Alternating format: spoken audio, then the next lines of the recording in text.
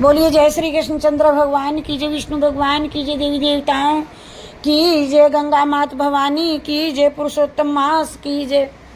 पुरुषोत्तम मास का छठा अध्याय।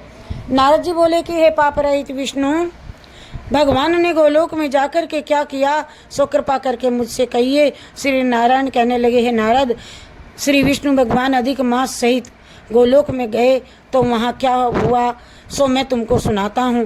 गोलोक में मणियों के खंभों से सुशोभित भगवत धाम, जिसमें मनोहर ज्योति स्थान दावानल के समान विष्णु भगवान ने दूर से ही आते हुए देखा और उस तेज से नेत्र मुंद गए।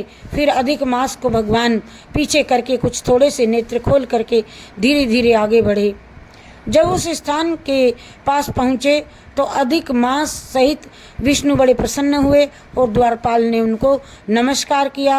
रत्नों के सिंहासन पर गोपियों के बीच में बैठे हुए श्री कृष्ण को रमानाथ श्री विष्णु जी ने नमस्कार किया और स्वीकार किया कि उसको मैंने स्वीकार कर लिया, इसको मैं अपने समान ही करूँगा।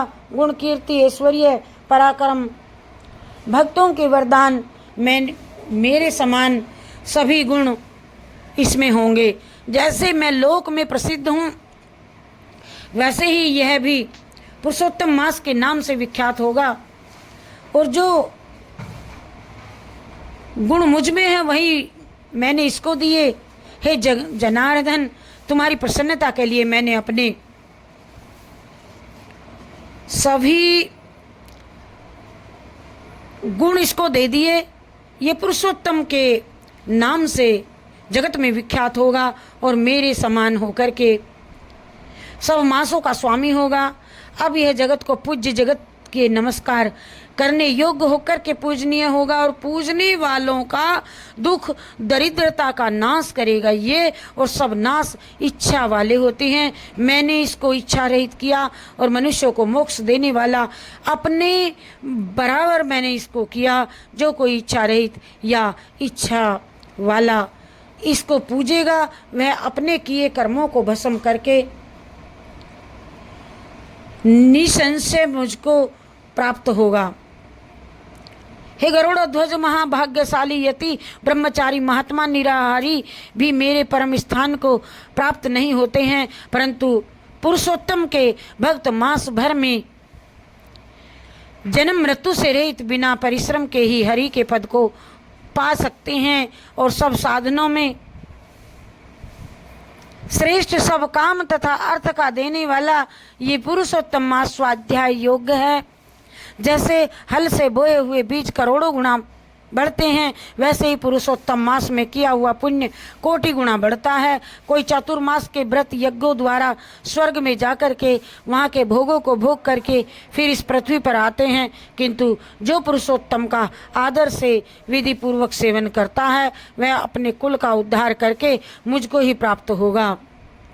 जो महाअज्ञानी मनुष्य इस मास में जप दान आदि नहीं करते और अच्छे कर्म नहीं करते, वे तीर्थ तथा ब्राह्मण से बैर करते हैं। वे दुष्ट भाग्य वाले, दूसरे के भाग्य पर जीने वाले जो हैं उनको खरगोश के सींग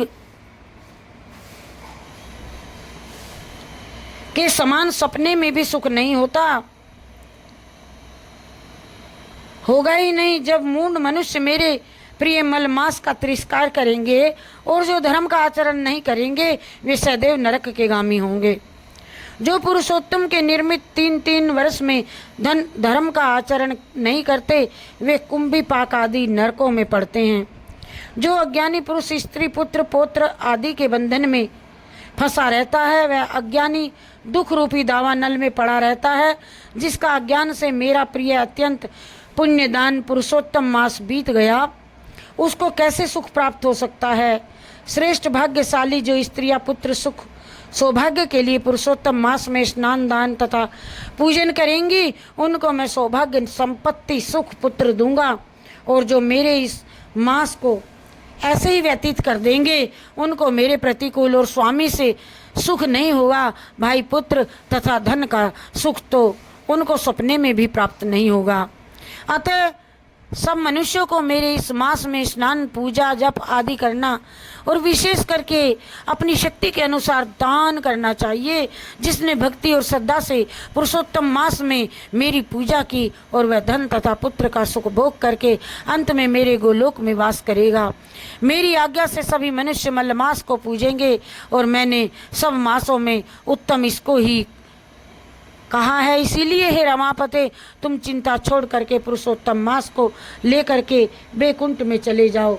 हरि शरणम हरि शरणम हरि शरणम हरि शरणम हरि शरणम हरि शरणम हरि शरणम हरि शरणम हरि शरणम हरि शरणम हरि शरणम हरि शरणम। ये 7वां अध्याय पूर्ण हुआ। बोलो जय शिव शंकर भगवान की जय।